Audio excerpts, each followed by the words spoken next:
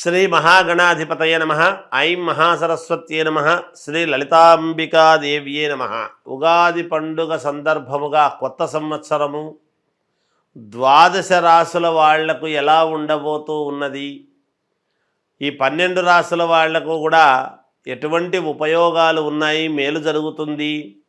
ఈ విశ్వావసునామ సంవత్సరము క్రోధీనామ సంవత్సరం అనేటువంటిది అయిపోయి ఇప్పుడు విశ్వావసు అనేటువంటి పేరుతో కొత్త సంవత్సరము ప్రారంభమవుతూ ఉన్నది.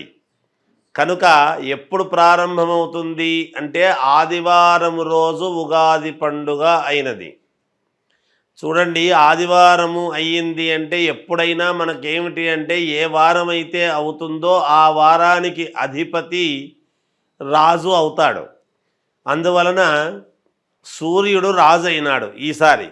ఇక్కడ సూర్యుడు రాజైనాడు అని అనంగానే ప్రతి వాళ్ళ జీవితంలో కూడా రవి అంటే సూర్యుడు ఉన్నతమైనటువంటి స్థితిలో ఎవరెవరి జాతకాల్లో అయితే ఉంటాడో వాళ్లకు అద్భుతమైనటువంటి ప్రకాశాన్ని ఇస్తాడు, ఆరోగ్యాన్ని ఇస్తాడు. మామూలుగా గ్రహాలకు రాజు రవి మనకు తెలిసినటువంటిదే. కానీ ఎవరెవరి జాతకాల్లో అయితే సూర్యుడు అనుకూలవంతముగా ఉంటాడో వాళ్లను ఒక ఉన్నతమైనటువంటి స్థితికి తీసుకువెళ్ళటం అనేటువంటిది జరుగుతుందిగాక. కాబట్టి ఇవి రాసులు అని చెప్పటం అనేటువంటిది సామాన్యముగా ప్రతిసారి చెప్పినట్టుగానే చెబుతాం. ఎవరు ఆందోళన చెందాల్సినటువంటి పనేమీ లేదు. నిజానికి అందరికీ అద్భుతముగానే ఉంటుంది. చిన్న చిన్న ఏవో దోషాలు అవి ఇవి ఉంటే కాస్త పరిహారాలు అనేటువంటివి సర్వ సామాన్యమైనటువంటి విషయమే కదా. అందువలన ఎవరెవరైతే వాళ్ళ లగ్నాన్ని బట్టి, ముందు లగ్నం అనేటువంటిది చాలా అవసరం. ఎప్పుడు కూడా ఏ లగ్నములో పుట్టాము, లగ్నానికి ద్వితీయంలో ఎటువంటి గ్రహాలు ఉన్నాయి, ఇవన్నీ కూడా చాలా చూసుకోవాల్సినటువంటి అవసరం ఏర్పడుతుంది. అందువలన ఈ విశ్వావసునామ సంవత్సరము కొత్త సంవత్సరము సందర్భముగా 12 రాసుల వాళ్లకు ఒక్కసారి ఎలా ఉంది ఏమిటి అనేటువంటి విషయాన్ని ఇప్పుడు మనం తెలుసుకోబోతూ ఉన్నాము.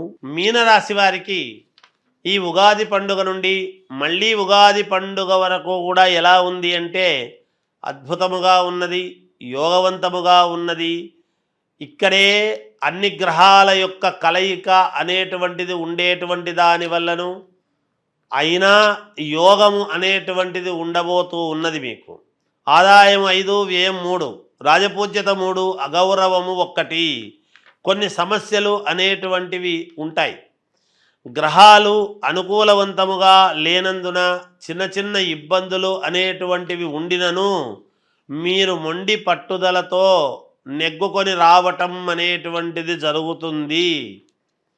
ఎందుకు ఈ మాట అంటున్నాను అంటే రేవతి నక్షత్రము ఉగాది పండుగ ఉంది కాబట్టి సూర్యుడి యొక్క అనుగ్రహంతో ఆదివారం రోజు ప్రారంభమైంది కాబట్టి రేవత్యంతం మీనరాశి వాళ్లకు ఒక వెలుగు వెలిగేటువంటి అవకాశము ఉన్నది. సూర్యుడు అక్కడే ఉండేటువంటి దానివల్లను కొంత అనూహ్యముగా మీకు ఒక వెలుగు అనేటువంటిది రావటం, అనూహ్యముగా గుర్తింపు రావటము, ఆరోగ్యపరముగా మేలు జరగటము, ఇలాంటివి కొన్ని ఉంటాయి. సరే, ఎవరి కోణము గురించి వాళ్ళు చెబుతూ ఉంటారు. ఇక్కడ తెలుస్తూ ఉన్నది ఏమిటి అంటే అనుకూలమైనటువంటి వాళ్లతో సంప్రదింపులు అనేటువంటివి చేసుకోండి. మీకు ఎవరి మీదైతే గురుత్వము నమ్మకము ఉంటుందో తద్వారా వాళ్ళని అడిగి మీరు అడుగులు ముందుకు వేయండి. తప్పకుండా విజయము వైపు మీ అడుగులు ఉండబోతాయి.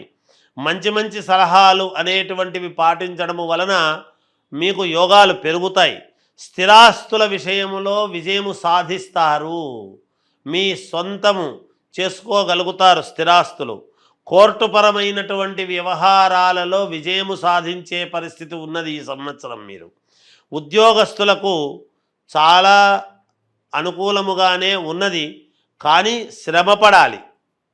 బాగా శ్రమపడితే ఇంకా అనుకూలవంతమైనటువంటివి మెరుగైనటువంటి ఫలితాలు సాధించుకుంటారు.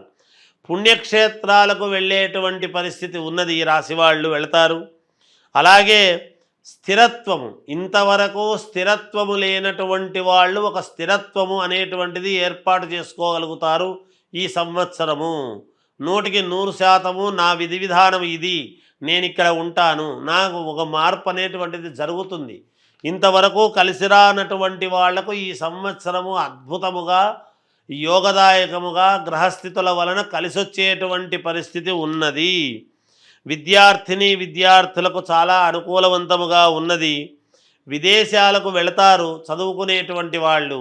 ఈ సినిమా రంగములో ఉండేటువంటి వాళ్ళు కానీ, కళాకారులు కానీ, టీవీ రంగంలో ఉండేటువంటి వాళ్ళు కానీ, ఈ ఉద్యోగాలు రియల్ ఎస్టేటు సంస్థలలో పనిచేసుకునేటువంటి వాళ్లకు కానీ అధిక శ్రమ అనేటువంటిది ఉంటుంది. కానీ శ్రీ మహావిష్ణువు యొక్క అనుగ్రహము వలన మేలు కూడా ఉంటుంది గాక, లాభాలు పొందుతారు. రాజకీయ నాయకులు కొంచెము జాగ్రత్తగా అడుగులు వేస్తే అద్భుతమైనటువంటి యోగాన్ని సాధించుకోగలుగుతారు అనేటువంటిది తెలియజేస్తూ, ఇంకా మెరుగైనటువంటి ఫలితాలు మీరు సాధించుకోవాలి అనుకుంటే మీ వ్యక్తిగతమైనటువంటి జాతకాన్ని పరిశీలన చేసుకొని ఏమైనా దోషాలు అలాంటివి ఉంటే సవరించుకోండి, మేలు జరుగుతుంది. 12 రాసుల వాళ్లకు కూడా, అంటే మేషము నుండి మీనరాశి వరకు కూడా మీ జాతకపరంగా ఏదైనా లోపాలు ఉంటే చేసుకునేది చేసుకుంటూ, విశ్వావసునామ సంవత్సరములో మీరు ఎటువంటి పరిహారాలు చేసుకుంటే మేలు జరుగుతుంది అని గనక అనుకున్నాము అంటే, గోవుకు, అంటే ఆవులు ఉంటాయి, ఆవులో 33 కోట్ల దేవతలు ఉన్నారు అనేటువంటిది అందరికీ తెలిసినటువంటి విషయమే. ఈ గోవుకు ఏం చేయాలి అంటే, మంగళవారము గురువారము ఈ 2 వారాలు మీరు గోమాత దగ్గరికి వెళ్ళి ఆ గోవుకు ఎడమవైపు ఉన్నటువంటి కొమ్ముకు మాత్రమే పసుపు పట్టించి కుంకుమ పెట్టి మీరు 9 ప్రదక్షిణలు చేసి ఆ గోవు తోకతో పుచ్చముతో మీ యొక్క తల మీద కొట్టుకొని రండి. ఇలా ఒక 7 సార్లు చెయ్యండి. రోజు వారం పొడవునా కాదు, ఈ సంవత్సరము పొడవులో 7 సార్లు చేస్తే చాలు, ఈ సంవత్సరానికి అంతా కూడా కలిపి. లేదా ఈ ఉగాది పండుగ అయిన నెలలోనే 7 సార్లు చేసుకున్నారు అంటే కూడా సంవత్సరం అంతా పనిచేస్తుంది. అది కూడా కాదా అంటే, ఓ శ్రావణ మాసము, కార్తీక మాసము ఇలాంటి మంచి మంచి మాసాల్లో చేస్తాము 1-2 సార్లు అనుకొని అలా చేసుకున్న పుణ్యఫలమే. ఏది ఏమైనా ఈ సంవత్సరములో ఒక 7 సార్లు అయితే గోవును మీరు సందర్శించి 9 ప్రదక్షిణలు చేసి ఆ గోవు ఎడమ కొమ్ముకు, అంటే మనము నిలబడినటువంటి చోట కుడి చేత్తో ముట్టుకుంటే దానికి ఎడమదవుతుంది, అటువంటి ఎడమ కొమ్ముకు మాత్రము పసుపు పట్టించి కుంకుమ పెట్టి ఏదైనా తోటకూర లాంటిదో, పళ్ళో, లేదా ధాన్యం అంటే బియ్యము కాకుండా జొన్నలు కానీ ఇలాంటివి, లేదా అలసందలు కానీ ఇలాంటివి ఏవో ఉంటాయి కొంచెం, అలాంటివి ఏవి పెట్టినా పుణ్యప్రదమే అవుతుంది, మీకు మేలు జరుగుతుంది, చాలా వరకు పరిహారము జరుగుతుంది అని తెలియజేస్తూ జయోస్తు.